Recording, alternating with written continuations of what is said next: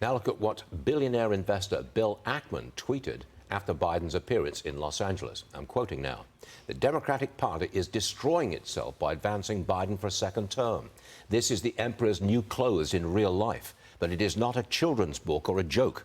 The world is at great risk, and a Biden second term is a grave threat to global security and prosperity. Batya Ungar-Sargon joins me now.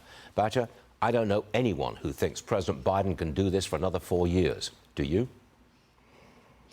You know, these moments are so hard to watch. To me, the most offensive part of it was actually not the freeze, which we don't know how long it would have lasted, but was President Obama taking a feeble President Biden by the hand like some sort of son or grandson and leading him off the stage. What terrible optics to a nation that's already asking itself who's running things actually in this administration with somebody so old and apparently not in control completely of his faculties. It's become topic one in politics across the board. Everybody's talking about this, and it's not going to go away. But I want you to look at this headline from the Washington Post, from the editorial board, actually. Quote, Biden should assume the polls are right, not wrong. They say, and I'm quoting again, President Biden has a polling problem, and he needs to admit it. Rejecting the polls, relying instead on anecdotes, instincts, and vibes is political malpractice, and in this highly consequential election, dangerous for the country. Rather than assuming the polls are wrong, Mr. Biden should assume they are right and act accordingly. OK, Batya, is it time for the president to get real about the polls? And if so, how does he act accordingly?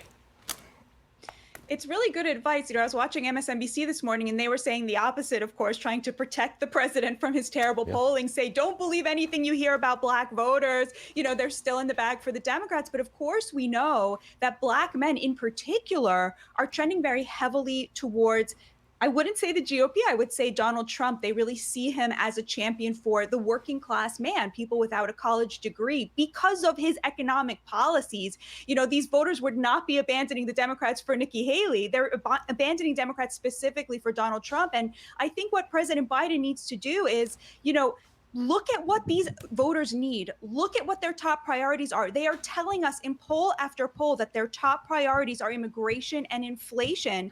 And instead of actually paying attention to that, the Democrats like to lecture working class people about how great the stock market is. And why don't you see how great the economy is? You who are making $35,000 a year and can barely afford to feed your children. And then, of course, on immigration, we see the news today that there's going to be a mass amnesty bill. I mean, come on, that's not going to play well with black voters. I'm sorry. Got it. Batya Ungar-Sargon, thanks for joining us this Monday morning. Hope you have a good week. See you later.